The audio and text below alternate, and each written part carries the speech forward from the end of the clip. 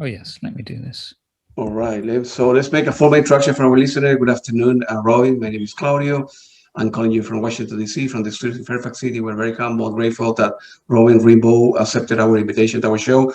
Robin, welcome to the show, man. Hello. Nice to be here. Thank you. So let's go from the beginning. So whatever is that is going on in the world with the pandemic, people dying here in the United States, people want to take the vaccine, now they don't want to take the vaccine. Some say there is a host. How is this, be at home from the last, I don't know, 12 months, you not be able to tour and go out and much. How this affected your sanity, your personal life, your professional life, inability to go out? Yeah, it's curious, isn't it? I mean, for myself, I've worked from home for over 26 years. So in many ways, I've adapted to that lifestyle. The one thing I'm missing is what's called an income. It used to be that I would, receive money for either performances or all kinds of things, or commissions and collaborations. But of course, everything collapsed. And lots of the projects I work on are, to make it clear, usually take a long time to sort of in development. By that, I mean that, it's very easy to record and release an album. But the way I generally make money is not through releasing CDs or records. It's actually through collaborations with contemporary dance companies, scoring them, or filmmakers or artists. Last year in 2020, I had one of the biggest projects set for my life, which was a huge project with Intel computers working on an enormous installation in Miami that was then going to tour around the world with over 200 cameras in this kind of VR installation. Absolutely phenomenal technology. And the whole thing was cancelled. At the same time, I had a project with a dance company in Amsterdam in the Netherlands that was meant to be taken off with 48 live performances, and all of those were cancelled. So, I very had to quickly adapt to a world where a pattern I would have, which is this future that's all set, had gone. So I took it upon myself to do a number of things. One was to go back into my archive, and I've got recordings of almost everything I've ever done from the earliest age. And I digitized my mini discs, my cassettes, my reel-to-reels, my DAT tapes, my CDRs, old hard drives, everything just all kind of into the digital system, and I've been sort of reworking those things and mastering them. And it's been difficult for lots of people. I mean, I've been fine in terms of like sanity. A lot of people aren't very, happy being caught at home and unable to leave their houses. We've had, I think many countries had the same situation where deaths would rise, deaths would come down. Politicians would argue one thing, they'd argue another. At this point in time, I've had 2 vaccinations. I do not have 5G in my head or 10G in my head. I'm perfectly healthy. I lead a healthy lifestyle anyway. And what I recognize is, unfortunately, also a lot of people that were being admitted to hospital, and certainly here in the UK, were already quite unhealthy, like hadn't looked after themselves, unfortunately. So in many ways, what I recognize is lots of people started to take care of themselves a bit better. Lots of friends said, I have to go for walks more often, this kind of thing. And there are many positive sides about, a pandemic, which is a process of rethinking something in our lifetimes that never happened, before. A process when the world seems to have a big pause button pressed on it for a moment. And you have to rethink a lot of things, as you've done with a radio station, as other creators have done. And I think, it's a good thing to think about the positives that have come out of this. Death is never a good thing, but there's lots of good stuff that can follow from this. And whether it is that process of rethinking and reevaluating your life. And I know many people who are living in a city like London thought, do I need to be here anymore? And so they left and went somewhere else. And I think it's really quite encouraging sometimes, those kind of moments. I don't want this to happen again in my lifetime, but I tried to remain optimistic through it. I've tried to embrace the positives and keep control, and I'm very disciplined. Ennio Morricone in his lifetime produced a phenomenal amount of work. I mean, so many film scores. And he was interviewed, and somebody said to him, how do you manage to do all this work, Mr. Morricone? And he said, well, I don't think I do a lot of work. I'm just quite good with my time. I'm quite disciplined. And I thought, I'm nothing like Morricone. I don't have that skill set and talent, but I'm very good with my time. I can manage things quite efficiently. And, stories about bands like Fleetwood Mac that would spend 8 years making an album. And I couldn't do such a thing. When I think about the longest I've spent on a record, it's nothing close to that, And so, I remain positive. Sorry, I will keep talking unless you stop me. So, I remain positive. Yeah. Yeah. So for me, it was the same. So like you mentioned, I was going too fast in my life, right? And then that was the way to be, right? And then I was buying a lot more music that I could consume. And I began, man, my music is so important in my life. Yeah, my job. I'm a computer engineer. And, computer science is great, pay the bills. I do get paid very well. I do a lot of other stuff. And I thought, man, I gotta stop going that fast and smelling the Rosa, like they say here in the United States, and slow down. I began listening to my music, and that's when I decided to play the radio. So I feel so bad that here in the United States, 500, 700,000 have lost their lives, and we had a crazy president before that didn't take the stuff seriously, and so many people in the world that, in a way, it was positive to me that something like that happened because I could work from home. I could do other stuff, listen to my music, see what is important in life, the simple thing, go out to the garden, go out for a walk. Yeah. Man. You didn't see, your neighbor, and I never met them yet, Yeah. and in a way, rethink about, refactor the stuff that are important in life, and then try to do the right thing in life. Listen to your music, your hobbies, whatever that, and the technology, the big car, the fast internet, and always going to be there. But you go back to the basic, right? I had a lot of books that I keep, like you. I'm a bookworm, so I read a lot, and it was great. It was the best thing that, believe it or not, very, very, perhaps very unprofessional, what I want to say, but the best thing that happened to me was the pandemic, because I think my life and put things in order.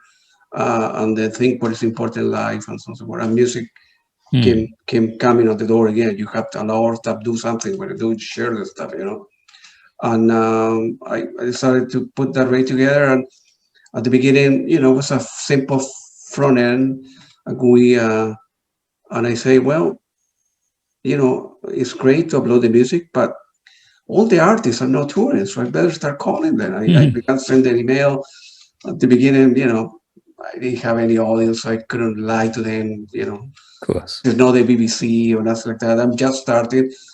And Steve Hackett from Genesis gave me the first break. Oh, wow. Believe it or not, he's a very famous guy. He's like, yeah, no problem. You know my music. After talking 5 minutes, okay, let's go for an interview. And 3 interviews later, I debuted 4. I think I interviewed Anthony Phillips, who used to be. Yeah, of course. Very quiet guy. He doesn't give interviews for anybody. He doesn't do it. He's very reclusive guy, and so on and so forth. The rest is history. So the best thing that happened to me was that. And music is it's like reading books. Either, I suppose, you get it or you don't, right? People can read, in Latin America, I don't know, Garcia Marquez, for example, or Pablo Neruda from Chile, and you understand poetry now, right? You like Brian Eno, right? Yeah. And there is music it's like books. There are so many ranges. So some people like stuff, heavy rock, metal stuff. I don't. I like other kind of stuff. So it's, you refactor what is important in your life, try to do the right thing in life, and then get on with the hobby. It's more, life is a lot more than just going to an office and paying the bills. And exactly. And music is for you. That's great. So where are you born, like in a musical family? When you start, playing either piano, keyboards, or guitar? How old were you? Yeah, it's funny. There's no real music as far as I know in my family. My father was a journalist, but he died when I was very young. My mother was then left to raise 2 young boys, and I lived with my grandparents. I had piano lessons when I was about 10. We had an cheap upright piano, I remember, in the sort of corridor at home, and it cost 50 pence, which is less than $1 a lesson. And I don't know how long the lessons went on for. I was sight reading. I still have those music books today, the ones I had to learn from. And I remember that I had to stop the lessons because my mum couldn't afford it, because basically $1 was too expensive for her to pay for the classes. My mother was a cleaner, so, you know, there wasn't really much money to be made from cleaning rich people's houses. And so I was always interested in music, though. I loved it. You know, it was one of those things. And we had a tape recorder at home, like just a cheap binatone plastic 1970s tape recorder, you know, the kind of thing that you'd sit in the car and listen to, you know, a tape of whatever it may be you bought from the store. And I realized very young that I could record TV shows. So I used to record Spider-Man off the TV. This was long before VHS, you know, tape machines were around to record TV. And then I realized, wow, I can make radio shows on it with my brother. So we used to record tracks off the radio and just hit the pause button. We used to make performances for my mother behind the sofa, pretending we had a radio show. And so we'd sort of keep appearing behind like puppets behind the sofa. But with no other great sort of influences around me, my brother was very much into music. He was 5 years older than me. And after he died a few years ago, I inherited his record collection. And, you know, so I grew up listening to all the Beatles singles and Rolling Stones and David Bowie and every pop record you can imagine. My brother was a great consumer of music. And obviously we had TV shows that had amazing soundtracks on them. So I realized in retrospect, I can go back and think, wow, that thing I watched when I was, you know, 9 years old was Kraftwerk on the soundtrack. I never knew that. And I just started playing around with instruments. You know, when I was about 10 or 11 playing the piano at school, we had a piano teacher. And so therefore you start playing things like the bugle I used to play. So I could go like, you know, really badly. And when my dad died, I was left £400 or £500. And I was 13, 14 years old, just turning 14. So I bought a guitar. I bought a guitar and an amp.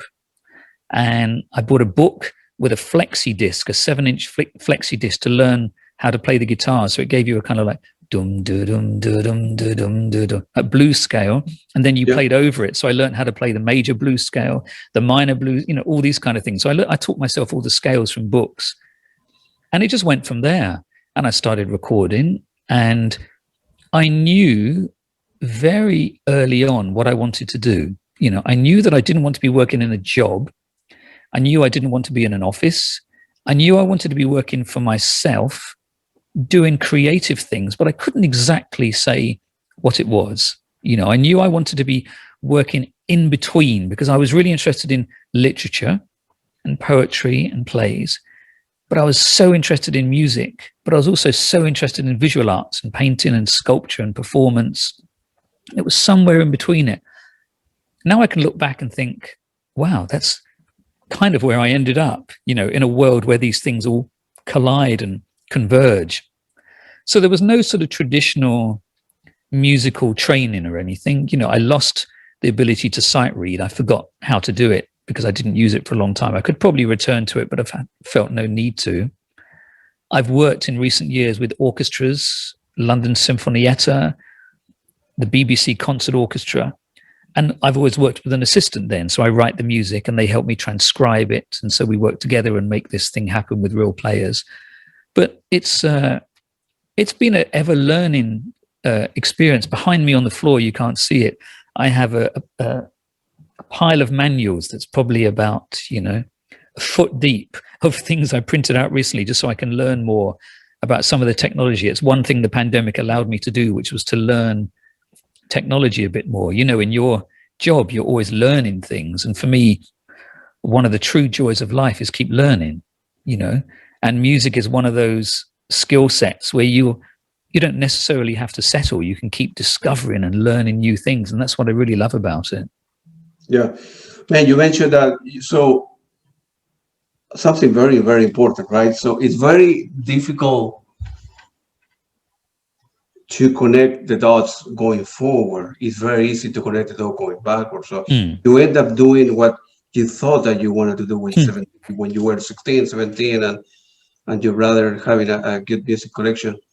Many, I think the majority of the people if we do a poll, right, 90% of the people don't end up doing what they think they will do or they want No. to do because for money, for reason, for education, whatever. So you are very lucky. I'm very lucky to myself that although I'm not a musician, I listen to a lot of music and I see a lot of shows and I end up doing what I wanted to do. So many folks in the world, they are not unfortunate. And no, it's funny, isn't it? Yeah. Yeah. I was going to say that. I was going to say that there's like, I bumped into a couple of school friends in the last 5 years, and one of them is a lawyer and never sounds happy. He didn't want to be a lawyer and ended up in a position. I think maybe the pandemic was one of those moments, as we said just now, is one of those moments where people do think, is this what I want to do with the rest of my life? Or can I reassess it? Can I move to Bali instead? Can I open up a shop? Can I sell clothes? Can I make this? Can I write a book or whatever it may be? Yeah. What kind of books were you reading at the time? What kind of literature? English? So when it's funny, when I was a teenager, I remember vividly going to the local library and borrowing Bob Dylan's Tarantula, and then reading lots of John Wyndham science fiction books. T.S. Eliot, I was really into the poet T.S. Eliot, so I was a huge T.S. Eliot fan. All kinds of things, actually. I mean, the funny thing is, to this day, if I read literature, I'm interested in a more experimental type of literature. I'm interested in not a normal narrative, not a story or a thriller. I have no patience because I find it, I can sort of second guess what's going to happen all the time. I like books that kind of push me a bit. I mean, you can kind of see it behind me, but I have a very large bookshelf. I've got quite a library in this building of books, several thousand. And I have a very large visual art collection of books. And I like them because I don't necessarily have to read them. I can just look at the images and be inspired, So, but, I studied English literature at university. I studied contemporary literature, which meant I was reading books that were written in the last 100 years. And it felt like it had a relevance to my life, So whether I was reading a novel that was written just 20 years ago in the period before I was studying, it actually spoke about things that I was familiar with. It spoke about televisions or public transport, as opposed to reading a book from 400 years ago, which for me at the time felt like it had less relevance, although I did read historical books as well, So I still have like a complete collection of Charles Dickens novels, for example, all this kind of work I've worked my way through. But, I still read every single day. A day doesn't go by when I don't read. At the moment, I'm reading a book by an English novelist called Ali Smith, who's a very popular but experimental novelist who wrote a quartet about the seasons, and a really fantastic book. And it's something that keeps me going. There's music in the day, there's books when I want to take a break, there's films in the other times, and there's nature and the world outside my window. Yeah. What kind of,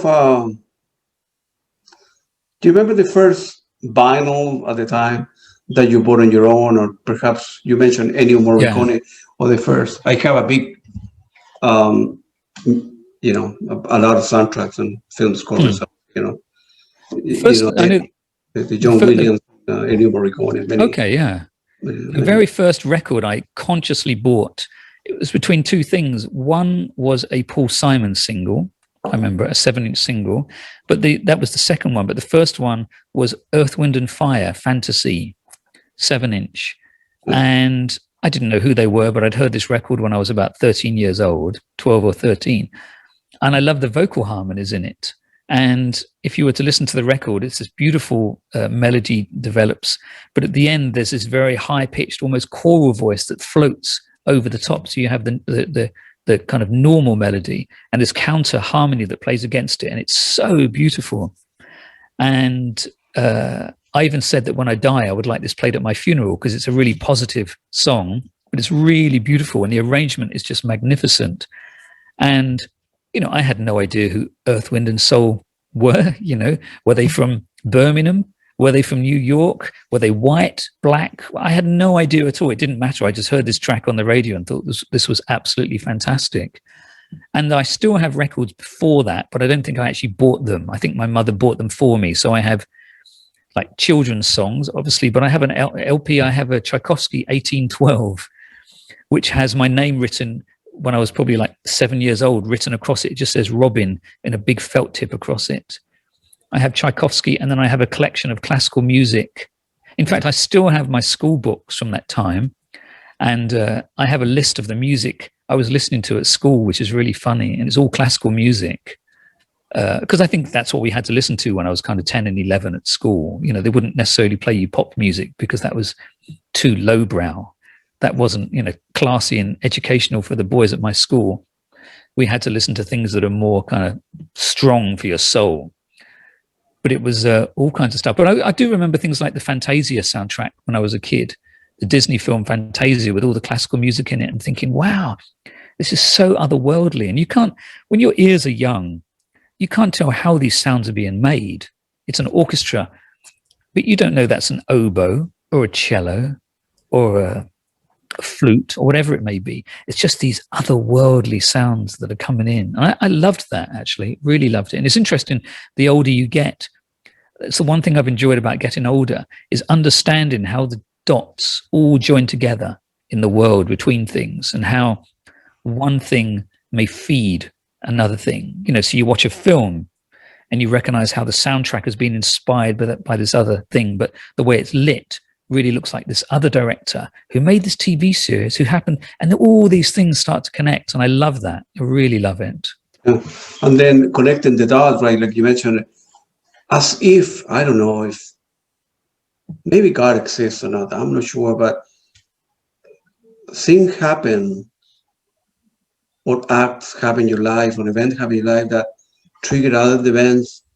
You could not connect the stuff, and then you go 30 years later, you look back in your life, and then, man, now I understand what's happening. That happened to me. Like I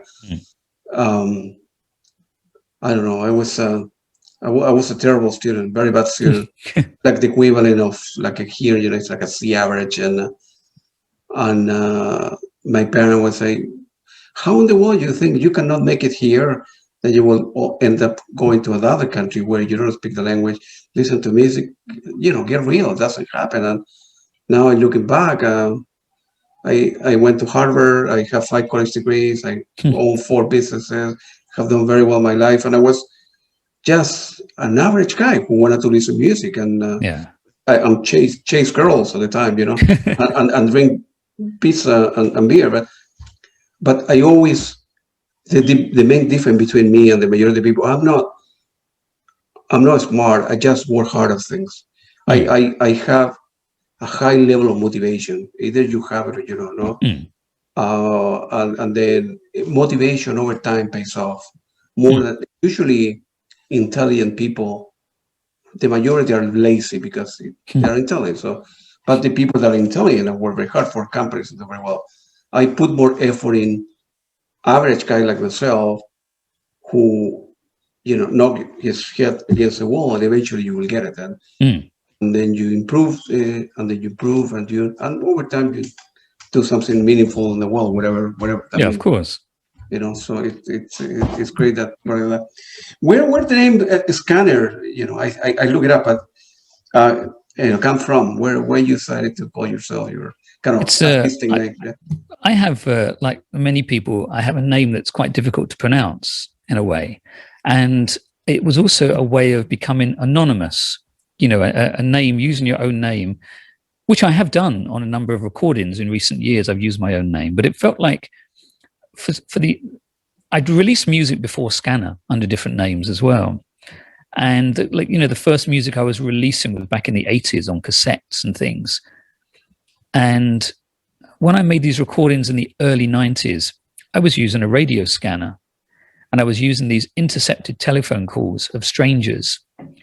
And it was so quirky and so bizarre and so voyeuristic and so strange. I thought, if I use my name on it, it tells a different story. If I use this kind of anonymous scanner, it doesn't tell you anything. It doesn't come loaded. It's just this word. Of course, it means today that I still receive emails quite frequently from people who want to buy flatbed scanners and need advice on how to fix their scanner, or a distribution company who wants to sell me scanners. It's quite funny. So, you know, I made this body of work in the 90s for about sort of 8 years or so, which were combining these found voices, people on their cell phones, on their mobile telephones, mixed with these kind of ambient soundtracks. So this kind of relatively kind of mysterious, dark, unsettling world. And the name stuck, and I thought it had proved quite successful. It would be foolish to stop using it at this point in time, because you've sort of, gained an audience. So I carried on. Over the years, the name has remained. A couple of other projects happened at the same time. I had a band called Githead with Colin Newman from the British band Wire and his partner Malka Spiegel from the band Minimal Compact. We formed a rock band, a kind of contemporary rock band. So we had another name for that. And then I did a few other projects under different names. I recently released a soundtrack under my own name. And I just thought it felt different enough that I'm going to release it under my own name. It's like film soundtracks for these two beautiful films called Stage in Silence. But the name just stuck, and I still use it. It still has a validity. I mean, imagine in those days, in the 90s particularly, it was early days of all this electronic music from Aphex Twin and all these kinds of people, and everybody was using other names. Nobody used their real name, so it was quite a game, and there's a strength to be gained from using, a kind of superhero name. Superman is called Superman because it's this otherworldly name. And there's something to be said for adopting these other roles, in a sense. You're Scanner during the performance, and afterwards you're Robin again. And it proves an interesting position sometimes, because I meet people and they ask me what to call me, and I usually say Sir or Mr. But sometimes the British humour doesn't always work. So Scanner kind of just stuck, really, and it's still there today. Yeah, gotcha. And you were using, so I began listening to your music, and I saw these phone calls that you were scanning. That, I don't know, maybe it was legal at the time. I don't know, maybe it is illegal now, and you cannot use it. But No. Nobody ever threw you and, that's my sister talking to her boyfriend. No, I've had messages from people over the years who've said to me, I think that's me on your first album. And then I say to them, okay, remind me, are you the guy buying drugs? Are you the one cheating on your wife? Or are you the one, and it goes on like this. And I think, well, do you really want to be the person admitting that, The truth is also, what's always interested me was, I was less interested in the people, but actually in the way that they talk to each other. I think what's really interesting is, the way we use language and the way we communicate with people, and you never have a chance to review it. We have a conversation now and we can record it, so we can return to this. And if you want, you can kind of analyze the way that people communicate. And what was really interesting for me was listening to people talking to each other on the phone with no awareness they were being listened to by anyone else. So in a way, it really was that scenario of being like a fly on the wall in their living room or their bedroom or in their car. And they weren't acting, they weren't performing. It was just these people talking. And there was something so fascinating and intimate about this moment, And it was less about exploiting people for who they are, because to be truthful, if I wanted to, I never had to release CDs because people would always give away their credit card numbers or addresses. I could easily go round and use their credit card number or burgle their house or do whatever. That was certainly no intention. But at the time, people did things like that. People used the radio scanners to do all sorts of really bad things. Yeah. But I wanted to use it in a very creative but fun way. And also you have to remember, this is in the 90s, before the internet, really, before we even considered public and private, before, there were anything like social networks and blogs or anything like that, So in some ways it anticipated the conversations that people still don't really have today, the main consideration being the weakest point or the strongest point of vulnerability is between people. If I post you something, it's safe with me and it's safe with you, but it's that moment in between, it can get lost, whether it's somehow on the internet or in just in the postal system. And I was fascinated by those ideas of vulnerability, and how fragile we are, and see what these conversations would reveal between us all. So in a way, it was like taking photographs of people. I don't think today that anybody considers when they take photographs in the street on their, portable phone, they don't think I need to ask permission of those people in the photo. Just everybody takes photos, Right. Yeah. And that sort of interested me, So in many ways, this work in the 90s did anticipate some of the conversations that followed and still continue today. There's still no resolution to it. Gotcha. No, I understand, man. You mentioned, film and taking picture. There's like two school of thought here in the United States. There's a lot of artists, right? If I go to see, Robin performance in wherever, the Royal Albert Hall in London, I will record the stuff. I could upload it to YouTube. Everybody listen. I'm stealing from you because you get up your performance. You get paid when you.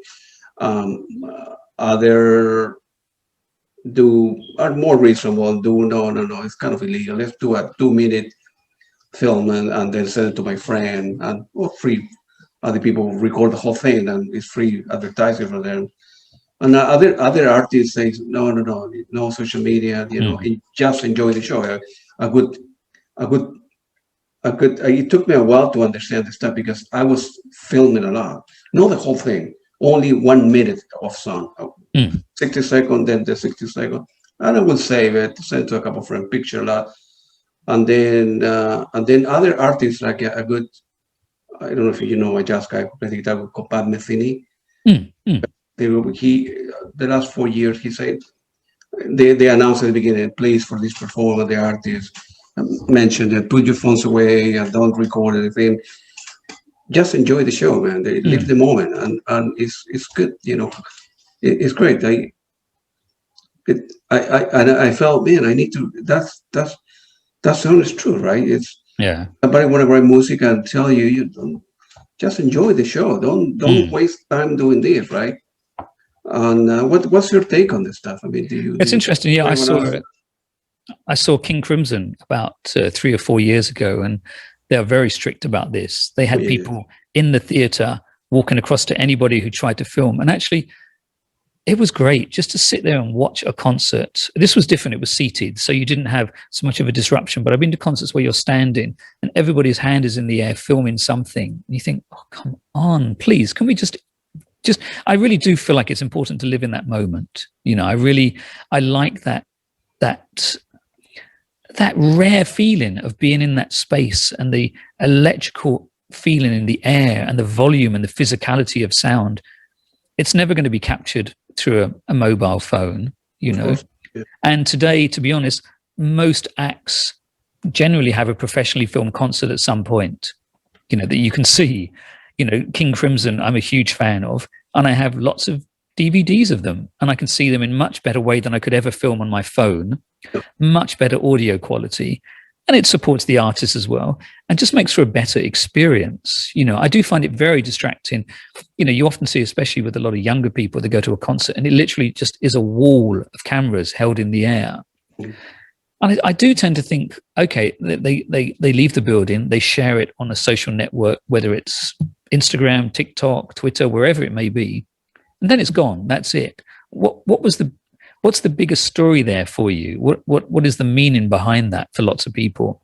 I used to think that years ago, before mobiles were very popular, people had their kind of camcorders, and they'd be filming their children all the time, but not actually engaging with them, not actually playing with them, but filming them from a distance. And I used to think, this is the only time you'll actually be there with your child at this age to really physically interact with them. But no, you're at a little distance holding a camera so you can document this, so you can show it back to them in years to come. And I do wonder whether people actually watch back all those old camcorder tapes or films on their phone or anything.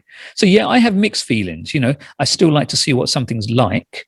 I'm always curious, and I use YouTube, like many of us do, to see how a live act works. But actually, when I was working in Sao Paulo in Brazil some years ago, I said to the producer of this music festival, I said, look, how do you choose the acts to perform here? Because you clearly don't travel around the world to see them all. He said, no, I use the internet, and I see it helps me judge what works well on a stage. And actually, in that sense, you think actually it is quite valuable to artists to have good documentation of your work, because people will check it out and think, oh, this person is worth looking into.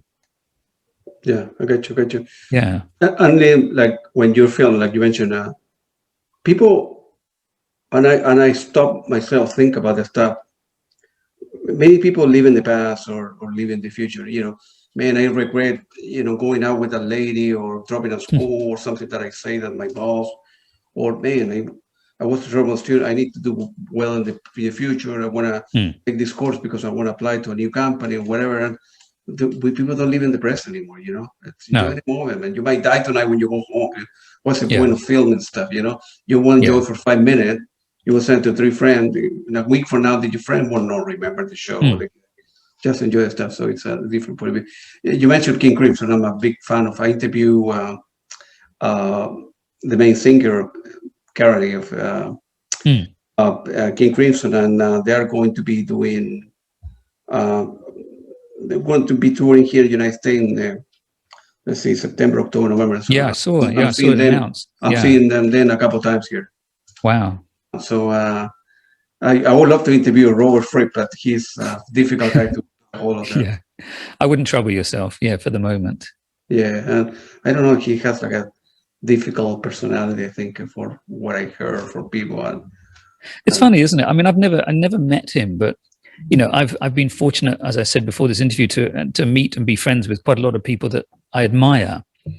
And most times they really surprise me how normal and nice they are. That's what always struck me. I remember quite early on, I worked with the American artist Laurie Anderson, who I'm still friends with. And through Laurie, I met Lou Reed. Wow. And I met Lou quite a few times, during that time. And I went to their house. I went to parties with him in London, all kinds of things. And it's quite funny because he was a kind of legendary, difficult person. I mean, really difficult as an interviewee. If you know the stories about him, he wouldn't answer any questions. He just wouldn't say anything. So he'd just be silent. He'd make it so hard for you, somebody trying to interview him at times. And he'd play games. So when I met Lou for the first time, I was aware of this. And I was in their house, and I was in the studio with Laurie. And it's really funny. He walked in and he said, hey, Scanner, you got to meet Lou.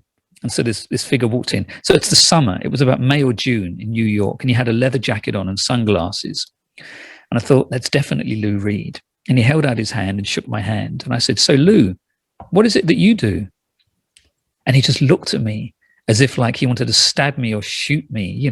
Nobody's asked Lou Reed, what do you do? Because everybody knows who Lou Reed is. And for a moment, the air was cold. It was really scary. And then Laurie looked at me and started laughing. And then Lou Reed looked at me and started smiling. He said, I make rock and roll music. And I said, no, nobody listens to rock and roll music anymore. I said, you need to buy yourself a computer, get Electronica. And then we had this ridiculous conversation, but it was a great kind of icebreaker. Yeah. We kind of bonded. I think he kind of maybe respected the idea that I was just being completely stupid and silly and not following the rules. And I told this story almost immediately to a friend of mine in New York at the time, a musician. And he said to me, oh, no, you should have said, Lou, man, I love your music. I said, look, the truth is, I'm a big Velvet Underground fan. I wasn't the biggest Lou Reed fan. And, where would that take me, that conversation? His life has been spent with people saying, I love your music, man. It doesn't take you anywhere in a sense. All it does is appeal to their ego and go like, yeah, I'm so cool, man. And so it was very fun, and so it's quite funny how, to this day, I could literally pick up my phone now, send a message to Laurie, and she will get back in 5 minutes. I've even done this speaking to friends before just to test it, and she would literally reply in 5 minutes. And to me, I found that so revealing that there are figures that we can easily see from the outside who are very popular, very successful. They're just normal people like you and I, in no different in any particular way, apart from perhaps their bank balance sometimes, and perhaps they're more troubled than you or I at times. Success comes with a lot of other stuff, And that definition of success is such a weird one. For some people, it means money, fame, selling records, girls, boys, drugs, whatever. And actually, for me, my favorite thing about inverted commas success is being able to do what I want to do and make a living from it.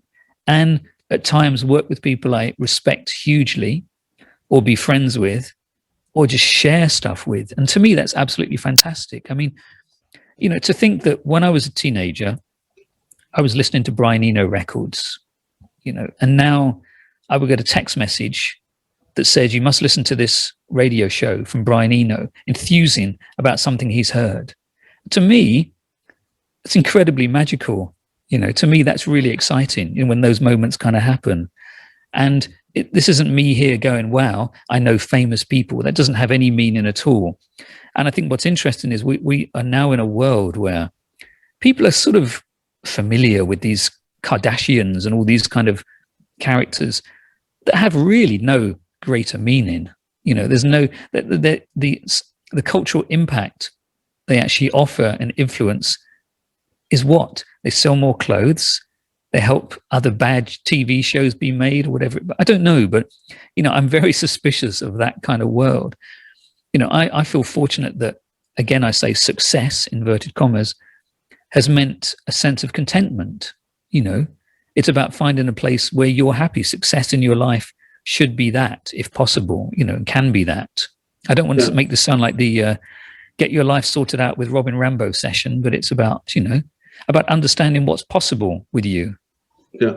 And no, absolutely. For me, the way that I try to introduce and, I can talk about every single album. I can interview, I don't know, Peter Frampton and go, man, you have the top 10 hit. But yeah, everybody will ask the same question. I want to do it, be clever, be the other way around. I want to know, really good to know Robin. You told me that your dad was away or you have a brother. And for me, it's you're a famous person and you have released, I don't know, 70 albums or whatever. But I get to know the person, get the chance to ask you a question that, kind of personal, what's Robin about? When do you score music? No, yes, I know you got a big hit and you were in the chart for 3 weeks as number 4 in London and Paris or whatever. It doesn't have any greater meaning. That's the funny thing, that kind of stuff doesn't have any meaning in a sense. I wonder that. I think, when one talks to people, they don't necessarily want to always talk about the same thing. I've certainly, in the past, I've had days when I sit in a room in New York, for example, and every hour a stranger comes in and asks me the same questions about a record.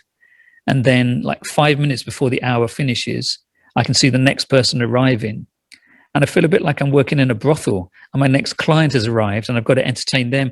And then after about 7 hours of doing that, your voice is like this and you can't speak. And then you think, how rewarding was this? And it's part of the system you have to go through. I decided many years ago, I have no interest. I did the last time I did it was 2001. I did an American tour, started in Mexico City, and I went right across America from San Francisco and Seattle and LA, all the way over and finished in New York. 21 or 22 concerts in about as many days because you can't take days off. And I remember being in New York, sitting on the steps outside the venue and wanting to cry. I was so exhausted.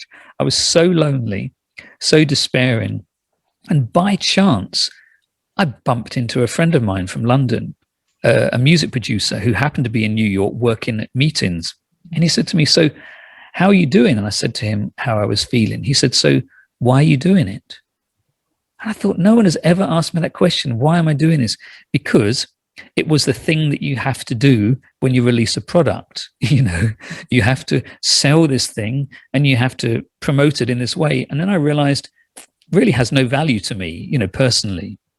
And so I decided after that, I'm never doing it again. And I've never done it again. And I have no intention of ever touring. I play concerts, but I do one-offs. I will come to New York to play a concert. I would go to LA. I would go to Paris. I would go to Milan. But I have no interest in doing like a series of dates. I find it so utterly despairing. I really have no interest. Yeah. So now a sort of personal question. Robin, as a musician, wanna, do great gigs, release a record, do some interviews once in a while, do some one-off show. What do you do for other people, for example? Why Robin is an important person in the city that you live? what do you do for the community? The big thing I've done recently is I set up a foundation. Yeah. So I set up an art foundation. So where you're talking to me, where I'm talking to you from now, is an old textile factory. Yeah. It's about 10,000 square feet. Wow. I'm talking from the studio. There are 3 floors, a large outside area, and the entire building becomes, after my death, an art foundation for young creatives to make work. All of my income goes into the building, and when I die, all my royalties, because the interesting thing is when you die as a musician, you usually earn more money when you're dead. It's tragic, but it's true. People often go, wow, he was really cool. I better buy his back catalogue now, and everybody wants to listen to it on Spotify because you're no longer there. So all the royalties will go back into the support of this building.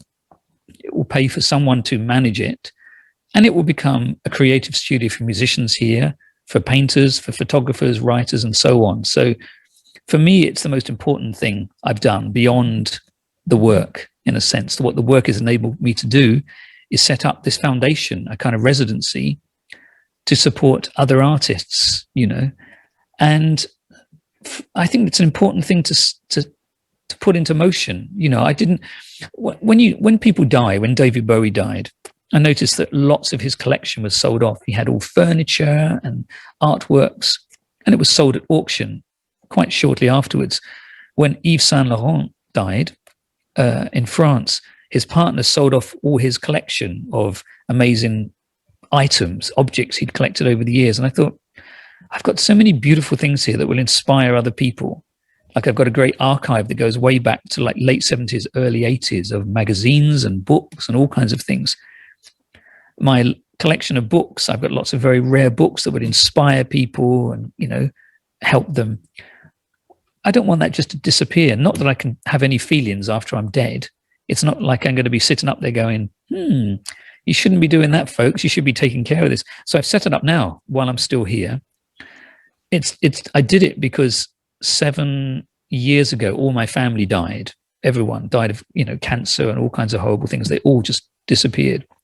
So I have no family left at all. There's no one who remembers stories of me as a young boy or anything like that. And I thought, what if something happens to me? And I know the whole mechanics about trying to look after something in the wake of someone's death. My mother died, then my brother within 12 months. So I had to sort out 2 lives, and that took a lot of energy. I don't want anybody else to ever have to do that. So everything was sorted out. And it's really interesting. It's a kind of surreal experience to set in motion, but then you realize actually this is a really good thing. It means there'll be little stress when I'm no longer on this planet, but also it gives a lot back to other people. A keyboard I buy this week will mean that in X amount of years, a young musician can be here playing it and exploring things. A book I buy today can be read by somebody in 50 years in this building and hopefully be inspired by it and lead them on to something else. To me, that's a great thing to offer back. Absolutely. No, well said. Yeah, that's great.